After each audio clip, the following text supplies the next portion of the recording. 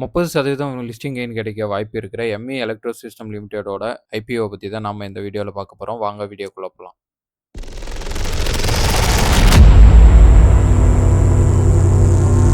IPO detail பார்க்குறதுக்கு முன்னாடி இந்த நிறுவனத்தோட டீட்டெயில்ஸ் மொத்தம் பார்த்துடலாம். எம்இ எலக்ட்ரோ சிஸ்டம் லிமிடெட் நிறுவனங்கிறது இந்தியாவில் ரயில்வே மற்றும் பவர் எலக்ட்ரானிக்ஸ் துறையில் செயல்படுற நிறுவனமாக இருக்கு. இந்த நிறுவனம் இந்திய ரயில்வே, மெட்ரோ ரயில் மற்றும் ரயில்வே மின்மயமாக்கல் திட்டங்களுக்கு தேவையான மின்சார உபகரணங்களை வடிவமைச்சு தயாரிச்சு கொடுத்துட்டு இருக்காங்க. இந்த நிறுவனம் எப்போ தொடங்கப்பட்டதுன்னு பார்த்தீங்கன்னா உங்களுக்கு 2009 தொடங்கினாங்க. 2021 பப்ளிக் லிமிட்டடாக மாறுச்சு. இந்த ஹெட் குவார்ட்டர்ஸ் ஹரியானாவில் இருக்கு.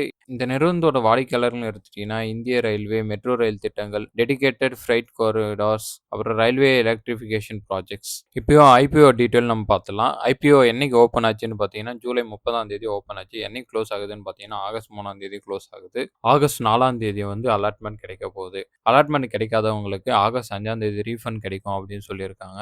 அலாட்மெண்ட் ஆகினவங்களுக்கு ஆகஸ்ட் 5 ஷேர்ஸ் கிரெடிட் ஆகும் அப்படின்னு சொல்லியிருக்காங்க. ஆகஸ்ட் 6 இந்த பங்கு லிஸ்டிங் ஆகுது.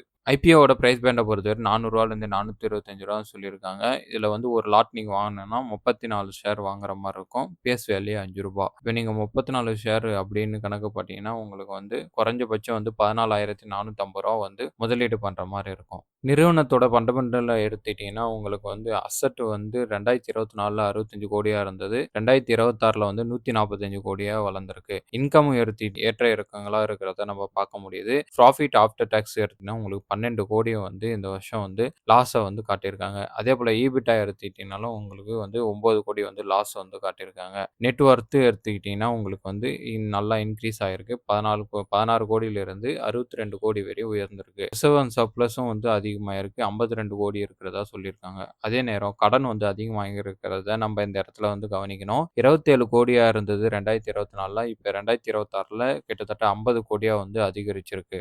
நிறுவனத்தோட கீ பர்ஃபார்மன்ஸ் இண்டிகேட்டர்ஸ்னு எடுத்துச்சுன்னா ஆர்ஓஇ நெகட்டிவ்ல இருக்கு 31%, ஆர்ஓசி -17% இருக்கு. ஏன்னா லாஸ் புக் பண்ணியிருக்காங்க இல்லையா, அதனால ஆர்ஓஇ, ஆர்ஓசி எல்லாமே மைனஸ்ல தான் இருக்கு. டெப்ட்டை பொறுத்தவரையும் உங்களுக்கு 0.80% டெப்ட் இருக்கிறதையும் நம்ம இங்க பார்க்கணும். சனிக்கிழமை காலையில நான் இந்த வீடியோ ரெக்கார்ட் பண்றேன்.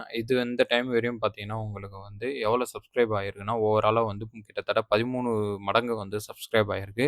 அதிகபட்சமா ரீட்டைலர் 43 மடங்கு சப்ஸ்கிரைப் பண்ணியிருக்காங்க. அதனால ரீட்டைலர்களுக்கு இந்த பங்கு அலாட் கிடைக்கிறதே ரொம்ப கஷ்டம் தான் சொல்லணும். உங்களுக்கு அப்படி கிடைச்சதுன்னா ஒரு லக்கு அப்படின்னு தான் சொல்லணும். இந்த நிறுவனத்தை பொறுத்தவரையும் உங்களுக்கு 30% வரை லிஸ்டிங் கிடைக்கிறதுக்கான வாய்ப்பு இருக்கு அப்படின்றத நிபுணர்கள் சொல்றாங்க. இந்த ஐபிஓ குறித்து அனலிஸ்ட் என்ன சொல்றாங்கன்னா 3 புரோக்கர்ஸ் சப்ஸ்கிரைப் பண்ணலாம் அப்படின்னு சொல்லியிருக்காங்க. ஒரு புரோக்கர் வேணும்னா அப்ளை பண்ணலாம் அப்படின்னு சொல்லியிருக்காங்க.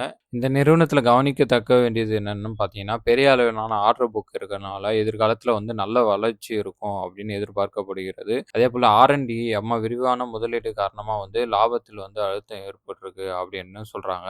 இந்த நிறுவனத்தோட தற்போதைய ஃபினான்சியல் ஸ்டேட்டஸ் கொஞ்சம் கவலை அளிக்கக்கூடமா இருந்தாலும் எதிர்காலத்தில் நல்ல ப்ராஃபிட் பண்ணும் அப்படின்னு எதிர்பார்க்குறாங்க. அதனால தான் இந்த ஐபிஓவில் நிறைய பேர் வாங்குறதுக்கு ஆர்வம் காட்டிட்டு வராங்க. நீங்கள் இந்த ஐபிஓவில் பார்ட்டிசிபேட் பண்ணுவீங்களா மாட்டீங்களாங்கிறத கீழே கமெண்ட் பண்ணுங்கள். இதே போல் ஒரு பயனுள்ள தகவலோட நான் உங்களை அடுத்த வீடியோவில் சந்திக்கிறேன். நன்றி, வணக்கம்.